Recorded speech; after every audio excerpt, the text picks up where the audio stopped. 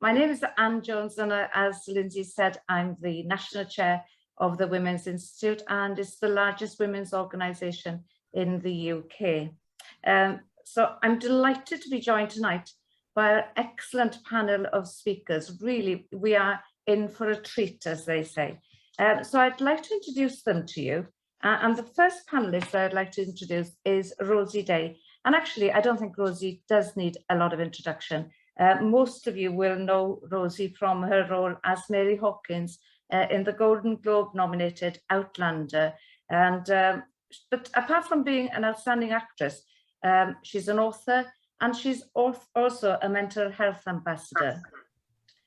So Rosie's written a book, Instructions for a Teenage Armageddon, and it's now available, and I'd highly recommend it. Although the book is for teenage girls, it's a one-stop guide to empower them, covering a range of themes including self-worth, finding your voice, mental health, imposter syndrome, and so much more. So for all of you who have teenage girls in the household, I'd highly recommend that. But that's not enough for Rosie. She's also an ambassador for STEM4, which is one of the UK's leading teenage mental health charities. And she's worked closely with teenage girls across the country, providing guidance and encouragement. And these discussions have been the source of her book. So a very warm welcome to you, Rosie. Next, we have Safia Mini. Safia Mini MBE is an award-winning social entrepreneur and internationally recognized for the company she founded, People Tree. A pioneer of sustainable fashion, and she led the business as global CEO for 20 plus years in Japan and Europe. How exciting that must have been.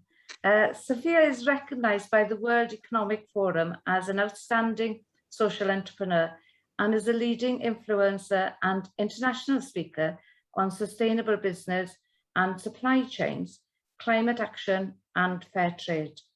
Safia is an advisor, executive coach, and author of 9 books, including Slave to Fashion, a campaign to eradicate modern-day slavery, something that's very close to my heart, as this is one of the WI's most recent campaigns.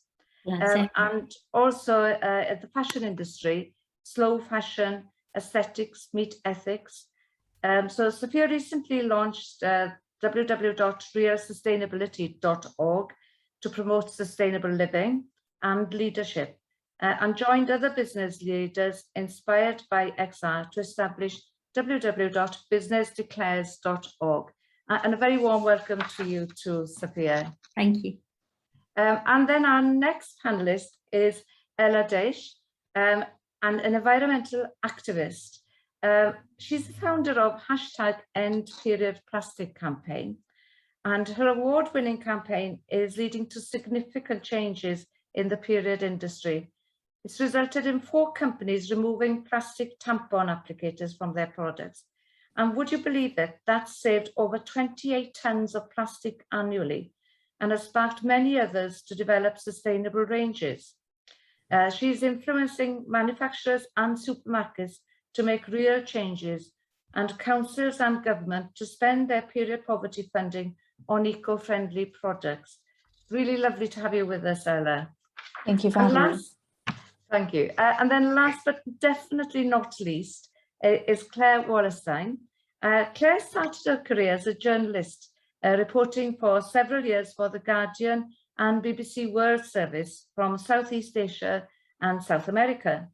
And after returning to Cornwall in 2010, she founded RAIM Peninsula Beach Care, a beach cleaning and marine conservation charity, but eventually became concerned that the huge public focus on marine plastic pollution was diverting attention from bigger environmental threats such as climate change. I think we all share that there is that there's possibility that people can focus on one thing rather than the whole picture. So she's now producer for Cornwall Climate Care, a charity making a series of inspiring documentaries looking at how climate change is already impacting Cornwall and featuring the stories of real people taking matters into their own hands. And she said just before we started that it's been a very busy week because it's on the final part of cutting this week. So warm welcome to you all. Now I'm going to just briefly say a little bit about the WI and why we're here at the table today, because you wouldn't think that the WI would be that concerned about climate change, but actually we are. We were founded in 1915, which is over 100 years ago. And one of our first campaigns in the early 20s was on environmental issues. So we've always been concerned about the environment and its effects for everyone. Our campaigning work starts from the principle that women have an important role to play in acting and changing agents in their own lives, their households, and in their communities. And I think that word communities is probably the strongest of all of them. That's where we seem to reach out and do the most good. Over the years, we've campaigned on so many environmental issues. Litter, we founded Keep Britain Tidy, and we've been involved in many beach cleans as well. Excess packaging, especially around food, and lately in all the products that come in, when you order online, these boxes full of packaging, which cannot be good for us. Food waste, and most recently, microplastic pollution, and how the microfibers come off our clothes and enter the water stream. And of course, our big campaign this year, and for some time, has been on climate change. And we were very fortunate to be at COP26 in Glasgow, having a stand there, being in both the blue zone and the green zone.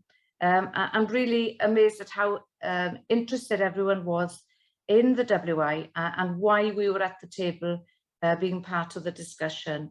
Now, we know that they're very close to coming to a decision on the final decision in COP26. But I think, like many of you, the devil will be in the detail. And also we will have to make sure that they deliver on this, that they're not empty promises. So without further ado, I'm going to hand over to our panelists because they've got so much to tell us this evening. So I'm going to ask Rosie to briefly, and I mean briefly because I want us to have questions if we can. So briefly tell us a little bit about your work. Somebody just loves cats. Yeah, apologies. I have 5 cats accidentally, and one has decided to join us. So yeah, as you said, I am an actor and an ambassador of STEM4, which is pretty much the leading teenage mental health charity in the country, really, in terms of kind of connecting actually with teenagers. So we have lots of social media and apps to kind of help teenagers with mental health, from anxiety to eating disorders to depression to stress. And I started working with them about 8 years ago, sort of by accident, really, but kind of have seen firsthand the state of mental health in the country today. I think especially the pandemic has had a massive effect on everybody's mental health, but especially teenagers, where time can sometimes feel even longer than it does for adults. And essentially, I wrote this book because there was a statistic that came out in 2018 that really shocked me, which was 1 in 4 teenagers self-harm. That's in the UK and the US. So that's a quarter of 13 to 18-year-olds, which I think is a ridiculous amount. When I actually looked at the figures of what that meant was really worrying. And so with STEM4's help, we started putting together this book called Instructions for a Teenage Armageddon, more aimed at teenage girls, simply because I have not had the experience of being a teenage boy, and kind of wanting to find a way to empower them and inspire them and create a book that made them feel like they could take over the world and change the world. So, we have topics that, vary from kind of consent to boundaries, to, skincare and style and all those sort of things, and friendships and family. And then we have a whole chunk that's all about activism on how you can change the world. So we have amazing contributors such as Naomi and Natalie Evans, who run Everyday Racism, and Gabby Edlin, who started Bloody Good Period, which is an amazing charity to end period poverty, and Daisy Jeffries, who wrote a brilliant essay on saving the planet, because they're, you know, these teenagers are going to grow up and hopefully still have a planet to be on. And so the book is kind of like an all-encompassing guide really to getting through those adolescent years, and hopefully will make them feel like that they can take on what life is throwing at them. It's sort of aged between kind of 13 to 17 on the book. However, I keep getting in trouble because I keep saying if you're in senior school, so if you're in year 7, so 11 and up, I feel as the writer and curator, any kind of girl and teenager can read it. But equally, what we found really interestingly is that parents and grandparents have been kind of picking it up and reading it and sort of having a connection and realizing some things that maybe they didn't realize about young people today, because I think they're quite guarded. I think we sort of see young people sort of like icebergs. You see what's going on in the surface, and underneath there's a lot of different things going on. And so this book has sort of, I think, reached lots of different members of families really, and kind of help them kind of see that. And the essays that are written by the activists, I read them, you come away feeling like you have to do something about these topics, which I was really moved by when I read them all. And we tried to cover, you know, as many topics as possible and be as inclusive and kind of across the board as much as we could. And yeah, it really comes down from the fact that, you know, we all know that we have physical health, but I think lots of times people sort of forget that we need to treat our mental health with exactly the same respect that we treat our physical health. So if you have a broken leg, you aren't expected to get up and walk around, and that's the same for our brains, because at the end of the day they're an organ and a part of your body just like every other part of your body, and so that's sort of the message we've been trying to convey and help. Brilliant, thank you, Rosie. That gives us a real insight into why you've written this book and why you're campaigning on it. And that's great, because I think that'll stem from some of the questions that we get through. And it's really lovely to see on the chat that quite a few have already bought the books, your book for their nieces or teenage children. So that's lovely. Thank you. Mm-hmm. So then next we'll have Sophia, if you can just tell us a little bit about your background, why you do this. Yes, so thank you. It's lovely to be with you on a Saturday evening, and Rosie, I'll definitely buy your book for a teenager in my life. Yes, I started People Tree. I guess I was one of the first waves of ethical consumers. I wanted to spend every pound that I had on being part of the solution rather than part of the problem.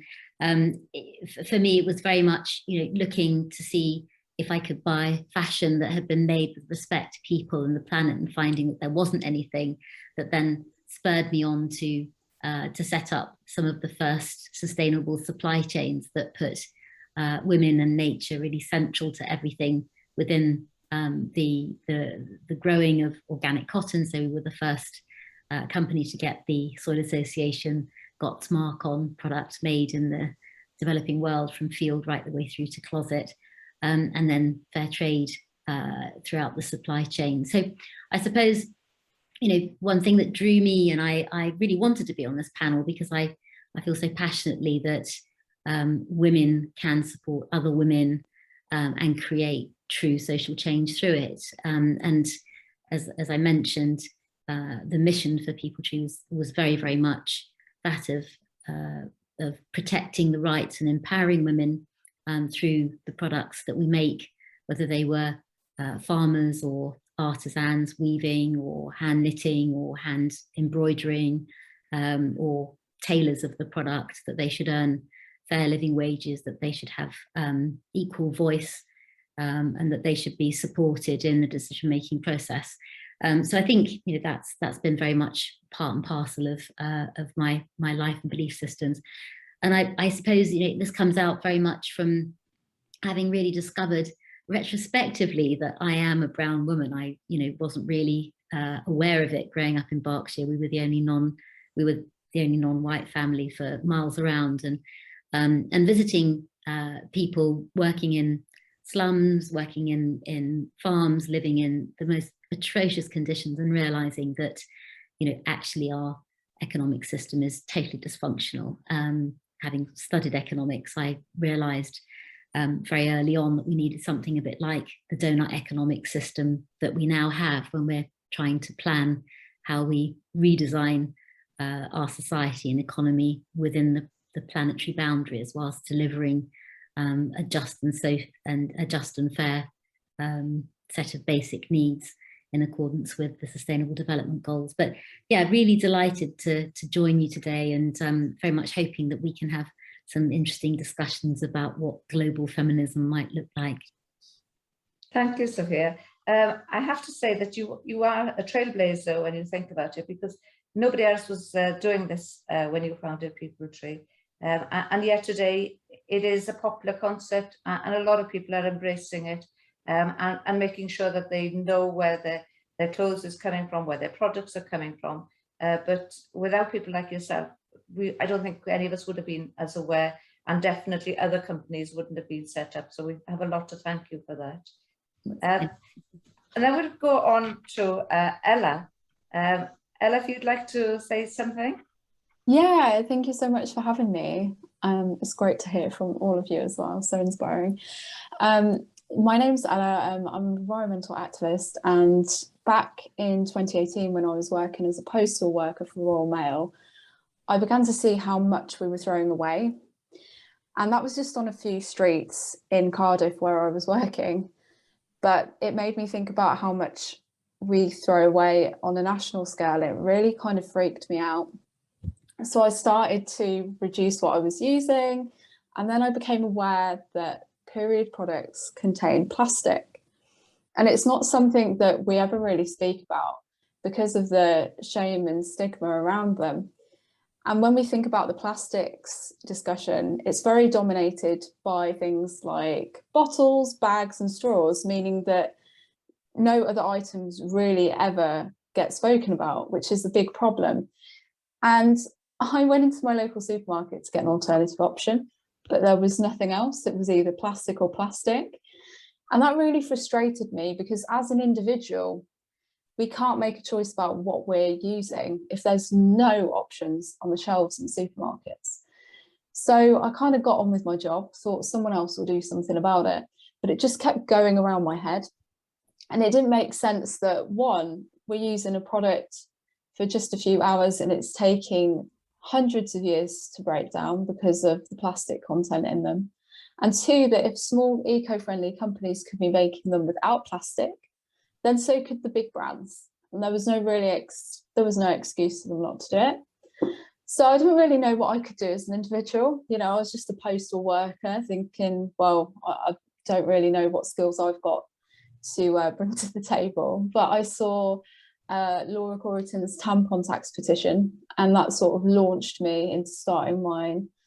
And it changed my life. I've been doing it now for over 3.5 years. And I engage with big businesses and retailers, and it is leading to changes being made in the industry. It wasn't always easy, but the support that I've had from hundreds of thousands of people on the petition has meant that lots of these companies are now engaging with me and making changes. And as you mentioned, 4 have now removed plastic applicators from their products, and many more are launching their own sustainable ranges.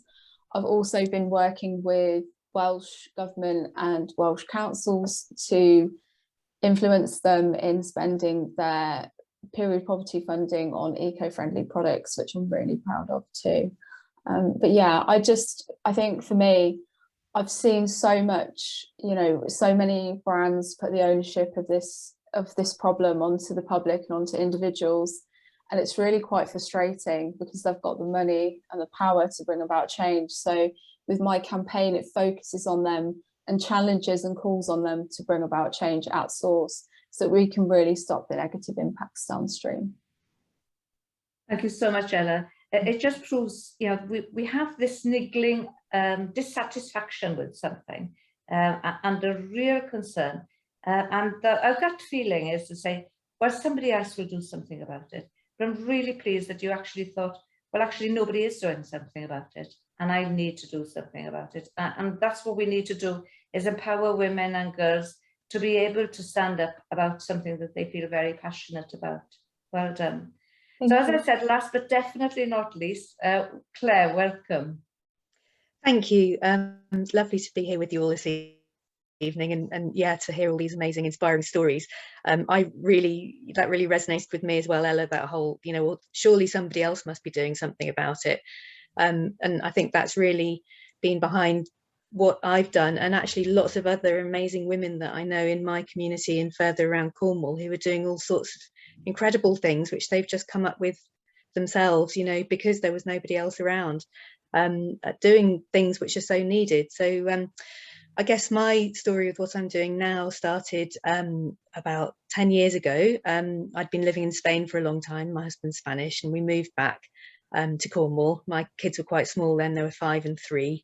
And I can remember one day going down to our beautiful local beach, which I used to go down to as a child. It's just sort of, you know, we're so lucky. It's just this sort of 4-mile long, amazing sandy stretch of beach and cliffs. And I used to play down there as a child with sticks and shells and feathers and things. And going down on this particular day, and the whole beach, it was like it was covered in confetti. It was just this strip about 2 meters wide, going on for kilometers, microplastics. I'd never seen anything like it, and I was just mind boggled. Didn't, you know, it was just too big to comprehend, really. And exactly that, coming home and thinking, well, you know, clearly somebody's doing something about this.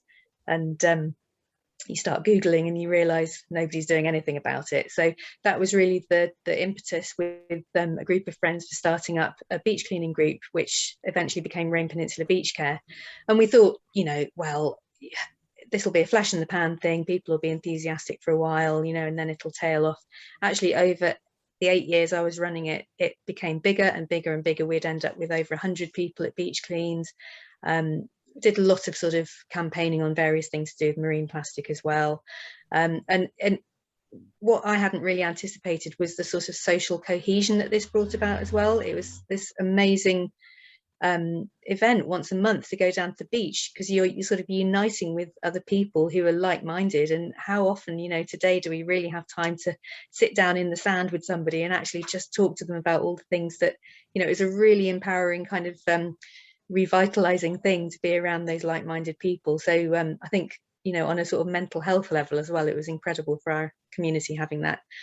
But over that period as well, I was lucky enough to do various things. I at one point we did all sorts of crazy things. At one point we spent 4 months over the winter with a couple of other beach cleaning groups around Cornwall, actually just picking up every single plastic bottle top that we could find.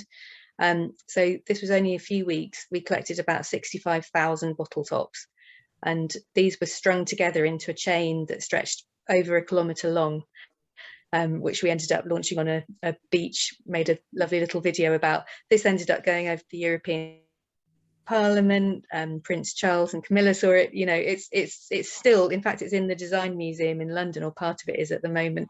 So being able to sort of create these artifacts which have just had this incredible lifetime was brilliant. But I was going to lots of conferences at the time, and I was meeting lots of marine scientists, having really interesting conversations, and just over time realizing how frustrated they were becoming, because they would say, well, you know, yeah, the marine plastic crisis, you know, of course it's terrible, you know, we know it's killing at least 1 million seabirds and 100,000 marine mammals every year, but it's not the biggest problem. And it's just got so stuck in the public consciousness. It's this very visible thing, and we can, you know, it's something you can get your hands on and you can see the source and you can see the impact. But actually, when are people going to wake up and see the bigger picture? This is just a part of the climate crisis, and that's really fundamentally what is causing the huge problems in the sea. And so I'd been working for a while with a filmmaker called Bryony Stokes, and we'd made a few short films together, and we decided we wanted to make a documentary actually looking at how the climate crisis is affecting the marine environment around Cornwall. Because I think the real problem with engaging with people on the climate crisis is that it's always being sold as something that's happening to people in Fiji or the Arctic, or it's forest fires over there, or it's something happening in 2050. You know, I don't think people here where we live have really internalized the fact that it's going to affect everybody, and it's happening here. So we made this first film, and our films very much don't focus only on the doom and gloom. They're factual, but they're also very much sort of looking at, because there's some incredible, really creative responses that people are coming up with in Cornwall, and sometimes really kind of globally pioneering things, to really sort of give that sense of inspiration and motivation. And because I think, you know, it's, as we all know, it's so easy to feel overwhelmed and like there's nothing you can do. So, you know, and I think especially for young people to see that here are people who are actually doing something. Here are people who haven't gone away and left Cornwall like everybody else does and go to London. You know, you can be proud of where you live, and there's stuff you can do here. And so that was the beginning, really. And then after making this film, we realised that's a brilliant film, but it probably only appeals to people who are interested in environmental issues and probably actually already get it. So it's kind of organically snowballed from there. So now we're making a series of about 10 films over the next few years, looking at a whole variety of different topics around climate change in Cornwall. And yeah, as you said, Anne, we're just sort of in a huge panic at the moment, just finalising the third one, which is looking at Cornwall's coastal communities and how they're responding or not to sea level rise and coastal erosion, which is going to be premiered at the Cornwall Film Festival next weekend. Brilliant. Thank you so much, Claire. That's excellent. I really do think that visually the message is much clearer sometimes when you see a short video or some sort of clips of things put together. The message is quick and sharp and people get it. And I think your work is incredible on doing that. Now, we've already had a few questions in, so I'm going to rush straight into them. And the first one is, do you think it's important to uplift other women creating change? And what do you personally do to try and achieve that? So who would like to start on that, about uplifting each other? I think Sophia's going to start. Yeah. Okay. So, well, I think for me, I've always found really showing up and speaking up for other women. I think that's really important, and we all do it in different ways. But I sometimes it takes a lot of courage, and you know, that can be at the cost of you know, losing opportunities. It can be at the cost of you know, of being made to really feel quite unpopular, actually. So I think that there's also, you know, if there are women who are speaking up on behalf of other women, there's also a role for women to say, you know, thank you, and to recognize that they're being brave and they're being bold in standing up for other women. And so you know, yes, we're using our privilege, if you like, to hold space for other women. But I think, you know, it's a bit like you know, the enormous shift that's taken place during and after the Black Lives Matter movement, where we've become aware that we have to be allies, and we have to be brave enough to speak up, because we you know, we cannot. So I think for me that's one thing. Brilliant. Thank you, Sophia. Anybody else want to? I'm not going to force panelists to say anything on a topic that they're not happy to speak, but if anybody wants to say something on it. Or yeah, Ella? Yeah, I think it's really important to try and do this, because I think especially young women don't have a lot of confidence, you know, so it's really important to help make them realise that they can make a difference. Because I started this campaign at 25 and I was a postal worker, and honestly, in all honesty, I never thought I could do something like this ever. And before that, you know, in work environments and everything like that, it can lower your self-esteem a lot. So I think it's really important to try and uplift each other in any way that we can, because only good things can come out of it. Thank you, Ella. it is important to celebrate each other's successes and to recognise that somebody else is doing something, some good work on something that you haven't even thought of, or sometimes don't even agree with, but they're actually doing a really good job. And it's important for us to say, you are doing a really good job in a field where it's absolutely essential that women's voices are being heard. So, brilliant. The next one is about empowering. We're talking about empowering each other. So what are your top tips for encouraging, empowering and supporting others? It's slightly different to the other one because it's not about uplifting women, but it's just giving them that stepping stone of their voice being heard. And I think I'd started off by saying, join an organisation that's already out there campaigning, be it one of your organisations that you campaign on events, or join an organisation like the Women's Institute, where you have a variety of campaigns. So if you're not sure what you want to campaign on, join like-minded people. So anybody want to start on this?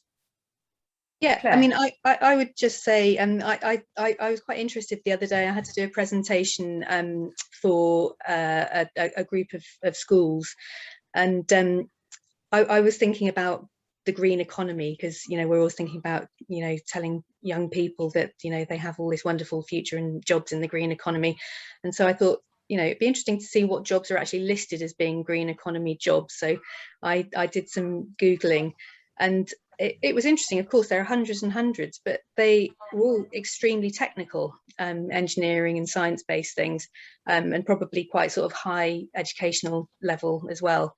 And of course, those things are incredibly important. We're not going to reach our 2050 targets, unfortunately, at this late stage in the day without technology, which we desperately need because it doesn't exist yet. But I thought that's quite excluding, really. And I think probably for a lot of young girls, I mean, of course, I'm not saying that women don't become engineers or go into sciences, but I think a lot of those fields could feel traditionally, a lot of women might feel like they're not for them, and that sort of means they don't have any role in addressing the climate crisis. And I just wanted to say to these young people, because they were mostly young women listening, that's crazy. Everybody can be a part. You can be a musician, you can be an artist, you can be a shop assistant, whatever you are. It's internalizing the importance of the climate crisis in yourself and bringing that out in your work, and you can use whatever you do to be part of the change, and we all can, and we need all of those parts of the puzzle. So I think it's really important to remind people of that. I think also partly that as women we have these feminine qualities that are about looking holistically, that are about thinking about the consequences, that are about nurturing and care. And certainly I'm finding in the business world, amongst the progressive businesses that are truly sitting up and showing leadership in terms of the climate, ecological and social crisis, that they're also thinking, how do we get the new kind of regenerative leadership? Those skills are the skills that women naturally bring to any kind of leadership role. How important is it that we bring women and people with diverse skill sets and voices onto the board? How do we get a much more multi-stakeholder approach? So I think you're right, Claire. At so many levels, I love the declares movements where we have doctors, architects declare, etc., etc., etc. And we're just about to launch Fashion Declares, which is a bottom-up movement of people within the fashion industry, whether they're designers, merchandisers, finance, logistics people, not just C-suite and sustainability professionals. They could be working in a retail shop, but people who really feel passionately that they, from their perspective, want to create organizational change and see real true action now in terms of both climate and social justice. Thank you, Sophia. Rosie, do you want to say anything on this? Because I think you've been empowering girls to talk about their mental health and their body issues, etc. Yeah, I think from a younger person's perspective, so much of it now, especially because we can't show up physically, has been done kind of moved online. And so I've seen, I guess, through social media, especially Instagram and TikTok, where this sort of activism now lies. And I know there are people that kind of don't necessarily agree with sort of online activism because they think anybody can just post about something and show their support by just whacking up, like for the BLM movement, just the black box. And there was some criticism around it. But actually, it's become, I think, a really vast educational tool to kind of learn about subjects, all kinds of subjects to do with, you know, kind of making the world a better place. In order to do that. And one of the people that I worked with actually when creating Teenage Armageddon was an amazing young girl called Soma Sara, who created the Everyone's Invited movement, which was done entirely through Instagram and online, which was to end rape culture in schools, essentially. And it got like 70,000 hits kind of in the first few days. And so I think that's where I think we can really empower each other and show up online. If you know, I always say, if you see something that you like, that you relate to, post about it, post it on the Instagram, post it on your stories. And, you know, even if you just start there before kind of growing into kind of, you know, activism outside of social media, it's a great place to start. Social media can have its downside as well, though, can't it? You know, it's a very dark place at times. And it can be very troubling for young people when they're being bombarded 24 hours a day by nastiness. So that's somewhere we need to empower them to be able to stand up to the nastiness if possible. Absolutely, and realize it's not the real, what you see on social media is not a reflection always of people's real lives and the real world. Right. Ella. Yeah, I just echo what everyone else has said, but also that no matter who you are and whatever your job is in, that you can really create a massive difference wherever you are. Because, you know, I was a postal worker, but this is why I'm really passionate about also uplifting people and women to do what they're passionate about. Because wherever you are, whatever job you have, you can take your passion for, say, the environment into your job too. So before I'd started this campaign, I was messaging the sustainability manager at Royal Mail to do this, that and the other. And you can really bring those conversations into your workplaces and change them, because all of us have got a completely different perspective and see things that other people don't. So we need to bring all of those conversations into workplaces, into different communities and everything, so that we can really create widespread change. Yeah, most definitely. We have got a terrific power. You know, when you think about it, half the population are women, aren't they? But why aren't half of the CEOs in the big companies women? You know, what's preventing us from taking those steps to climb the ladders that you've managed to climb?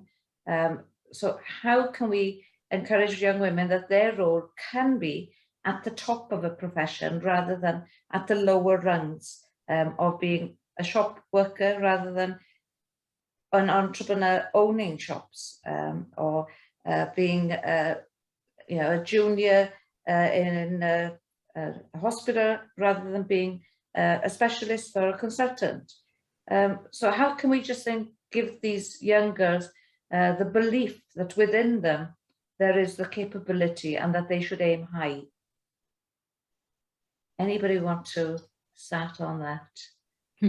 Well, I think it is about you know, the dominant culture and creating the kind of you know, role models and equal expectation and support for women. But I think there is also, I think, around the green economy or the emerging well-being economy, there's a redefining of success, which I think is really important. You know, do we all want to be psychopathic leaders of a linear economy that is, you know, having us head towards extinction at the rate that we are? You know, no. And I think so. It's very much, you know, sorry, coming back and being rather repetitive. You know, bringing those feminine qualities of servant leadership, a collaborative, a much more nurturing approach to what will be an economy where we are having to reduce production by between 75 to 95% if we're going to manage within planetary boundaries. I mean, that is a hugely creative, collaborative task, and women are uniquely qualified to really lead that change.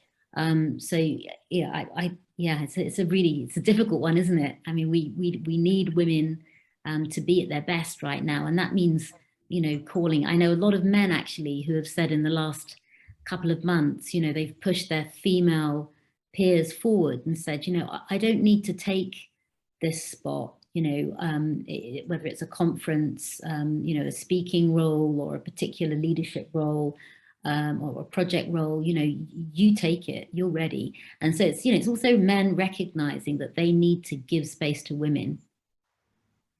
Thank you. Somebody's put in, I'd love to know how we also change the assumptions and the unconscious bias women have about female roles in the family and the stereotypes around mothers. So it's almost the opposite, that there's this perception about women only being the family role. But whereas we know that there's a lot of stay-at-home dads that do a really terrific job as well. Claire?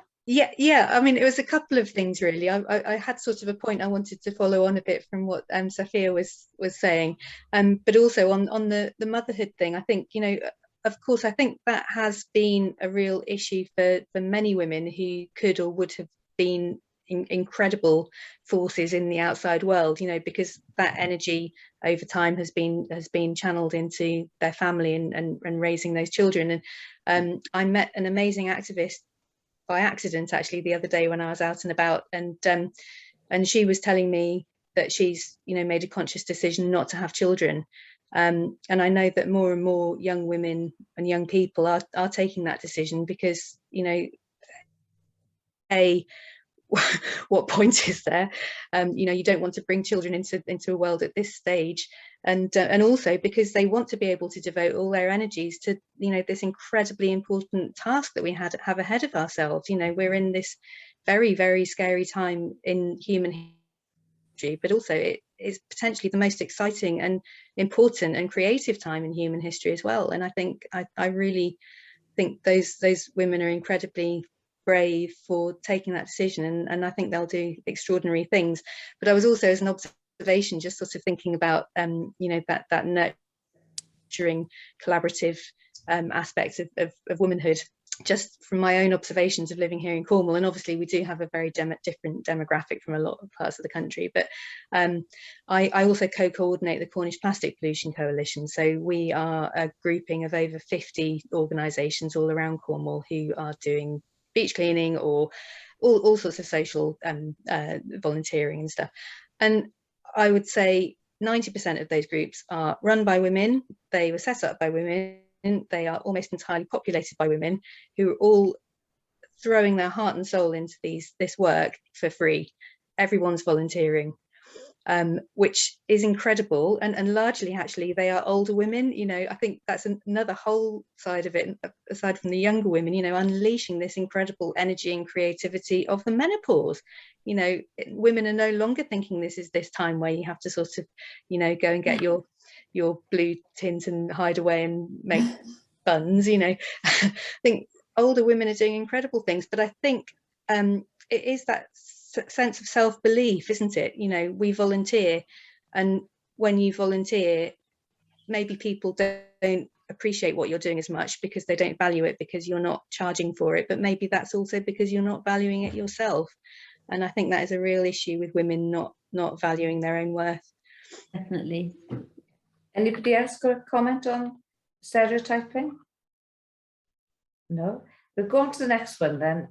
Somebody was asking about women's groups. Do you have any women's groups that you would recommend to join, be it on campaigning or empowering yourselves? And I would certainly voice joining WI and organisations similar to it, because I wouldn't have been able to stand on the stage of the Albert Hall with the royal family present, especially the Queen, and speak to 5,000 members if I hadn't been in the WI, and through my progress moving up the ranks, gaining that confidence and learning the skills that you need to be able to do it, and just to be able to host an event like this tonight. You know, I think the belonging to groups where you're doing things together and learning skills as you go along and having fun, really having fun, is so important in your personal development. It can be very lonely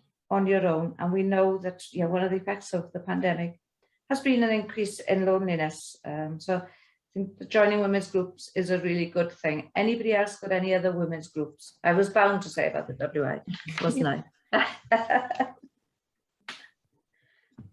I really like the Women's Environment Network, but I think that there are a lot of social justice groups that aren't specifically women oriented, but through their brilliant work are creating real opportunities for women's rights, and they would be the Clean Clothes Campaign, for example, who do a lot of work on rights and environmental degradation, War on Want, so on decolonialization of the trading system, for example. Absolutely incredible work. I think there are many, and I think what you're right. You know, Anne, it's nice to be part of a group, but it's also that it's I think trusting your intuition, your passion, in the way that, you know, all of Ella, Rosie, and Claire mentioned, trusting that, you know, that having to do and finding, you know, people around you to help you to support that, whether it's, you know, friends, family, or a mentor, or someone who's, you know, a little bit older than you. I think that's really important. Yeah, brilliant. We've had another question in, and it's again about motherhood, but it's women dynamic and powerful forces. It's not about shaming mothers who want to be caregivers as well as successful in their chosen career, but about enabling them to be all that they can. So how can we change the structure to ensure that we make that more possible? You know, I know a lot of women who have young children and careers, and it's a juggle. It's a real struggle to be able to juggle all these things together, yet have a satisfying life at the end of it. You may have a really good career, you may have happy and healthy children and a good home life, but somehow you feel as if you're not doing any of the three things well. So how can we help them to be able to keep on with their careers while still having the opportunity to have children and families?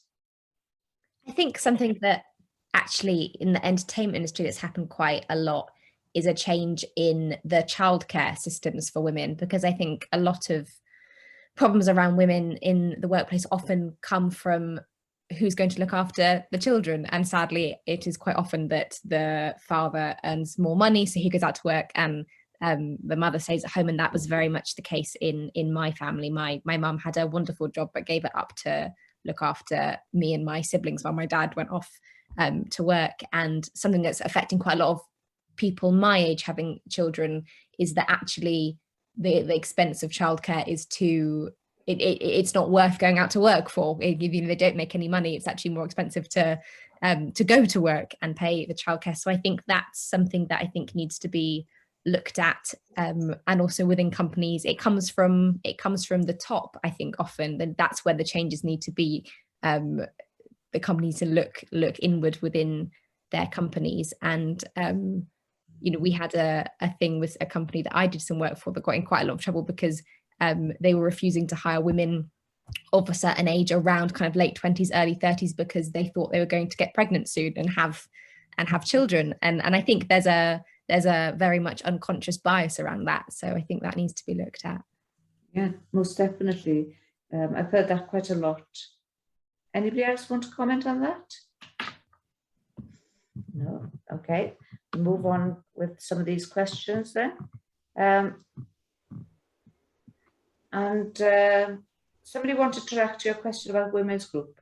There's Green Women Cornwall on Facebook for women to support each other.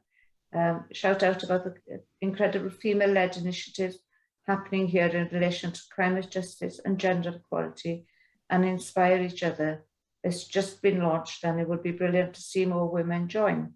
So that's exactly the sort of organisation that I think the previous question was asking for.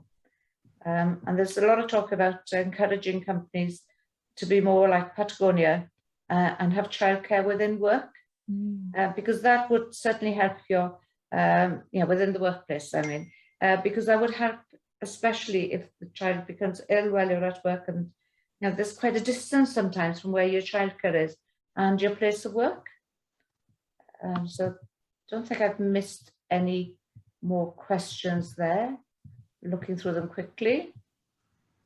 Okay, so I've got a few more that we can wrap up the event then. And these are for each one of you, really. So knowing what you know now, what piece of advice would you give your younger self? And I also want you to think about, for our personal or planetary health, what one tip or recommendation would you like to leave your audience, the audience with today? So what advice would you give to your younger self? And what one tip of recommendation would you like to give to the audience today? So who would like to start on this one? Nobody wants to start. So I'm going to pick on Ella. Okay. I would say that try not to care too much about what other people think. It's something that I really struggle with. I think a lot of women struggle with. And it's difficult. It is really difficult, but you have to kind of push past it for what you want to do and what you want to achieve, because at the end of the day, that's more important than what a couple of people think about you. And also to just keep persisting with things, even when you keep getting hit back with emails, even when you get all these excuses, just keep going and keep going with what you're passionate about. And with tips for the audience, I would say that please spend in a way that matches your ethics and morals. Spend with brands that really reflect you and what you care about, because in my experience with working with big brands, and I mean I've literally just visited some massive plastic production factories, and the scale just blew my mind, is that there is so much going on that we don't see with brands, these global companies, and we need to focus on the smaller ones that really, we know what's going on. And that, and when I say ethically, I mean not just for the planet, but for the people that are actually making those products too, because a lot of it is unseen. We don't really know, and a lot of things are very brand led. The period industry is hugely brand led, and we get those products from such a young age in school. They're given to us, and we buy them again and again, and we don't think about what we're putting next to our bodies, the impacts that might have long term on our health, the environmental health. But there is a cost somewhere. So if you can, you've got a chance to vote every time you buy something. That's a good message. Yeah. Consumer power is a very strong point. Rosie. For my younger self, we did a lot of this in the book, and I'm trying to remember what I wrote. But I think for younger people in general, it's my piece of advice is most of the things you worry about won't actually happen, and that the stories that you tell yourself aren't always true. So interrogate where they come from. I think so often people can get wrapped in your own thoughts and your own heads that you sort of forget about the bigger picture of things. And I guess it's slightly entwined with not everything is about you. You think it is, but it's actually if somebody is, not being nice to you or being unkind, it says a lot more about them and maybe what they're going through than actually maybe having anything to do with you. And for everybody today, I think what I've learned this year across lots of different things is that we all have passions and things we really want to do and we really care about and things we want to change. But if you get the opportunity to actually make change, is to really stand up for what you believe in, whatever that might be, and that when the call comes, to actually take that call and answer it. Brilliant, Rosie. Thank you so much. That's so true. Sophia? Oh, I think message to my younger self would be a bit more self-care, because yeah, 70, 80-hour working weeks and kind of a couple of days off for maternity leave. I mean, I was working at home, so I did breastfeed whilst I was, you know, kind of working. But anyway, I think more self-care, definitely. And the message to everyone would, I suppose, you know, to be audacious. I love what both Ella and Rosie said, but kind of coming on and bridging what we were talking about earlier. You know, we basically we're you know, by virtue of buying plastic fashion, you know, fast fashion is propped up by the fossil fuel industry, which is responsible for 89% of greenhouse gas emissions, and you know, 2/3 of it is synthetics, and even cotton is grown with fossil fuel derivative pesticides. And you know, we are just, you know, we need to draw a line now and just move away from fossil fuels. And of course, you know, looking at the politics around, you know, our pensions and how we vote. I mean, so yeah, be audacious, but also, you know, let's think of ourselves within this system that needs to change, you know, really 30 years ago, but we're only finally waking up to it. Thank you. I agree. We are only finally waking up to it, sadly. Claire? I guess I would say, I think I often felt very overwhelmed when I was younger. I think I've always been very concerned. My mum was kind of an activist. I was taken to anti-vivisection marches when I was tiny, you know, so I think I've always been sort of quite tuned into all the terrible things that are happening, and but didn't really feel that I had the power to do anything, and I think that's a really kind of bad place to be in. I was actually given this piece of advice when I was younger by somebody. It's a bit of a cliche, I suppose, but they said that the positivity of action is always better than the negativity of inaction. And I think that's such a great piece of advice, because everything that you do is important, and you just don't know what ripples that might send out. You don't know what people that might lead you to meet. And you know, looking back on my life now, you know, things that I couldn't possibly have imagined happening just because of actually actively deciding to do something rather than just feeling depressed. Because if you feel depressed and do nothing, then nothing will change. So that's my piece of advice. And well, for other people, well, I really like what Safia was saying about self-care. I think, you know, that would be my tip to everybody. You know, we are in an emergency, and we all feel this terrible sense of urgency, and there's so much to be done. But you know, if we're all completely broken by it, then we're no good to anybody. So we do need to just remember to breathe and just go outside and remember and see and be among what is so wonderful in the world. You know, it is an amazing place. So appreciate that. But also, I'd also echo what Ella said and Rosie. You know, and just educate yourself, because you might only be one person in 8 billion, but if every one of those 8 billion people decided to make a change, you know, what a difference that would make. We can't rely on we certainly shouldn't be relying on governments or industries bringing in the changes that we need. You know, we have incredible power en masse as consumers, so educate yourself about what you're doing. We're very disconnected. You go into the supermarket, you buy a piece of something wrapped in plastic. Do you really have any idea about where that's come from in the food miles, or what's gone into it? Everything else, you know, you have a responsibility, and you have power. So use it, and use your voice as well politically. You know, we can feel very apathetic in this political system, but vote and make sure that your MP or your councillor knows that you care. Even if you're too young to vote, you will be soon. Thank you, that's brilliant. So to close, I think I'd better answer that question myself as well. And to my younger self, I'd say when a door opens, go through it. Don't think that you're not good enough or not capable of doing it, because you will find the strength in you to do it, and you will gain the experience.